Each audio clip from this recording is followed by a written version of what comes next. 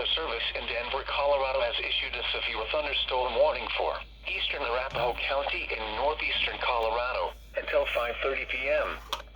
At 4:59 p.m. Mountain Daylight Time, a severe thunderstorm was located 6 miles west of their trail, or 35 miles northwest of Lemon, moving northeast at 15 miles an hour.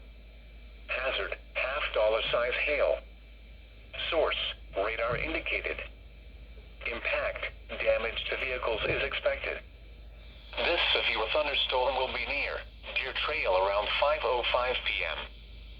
For your protection, move to an interior room on the lowest floor of a building.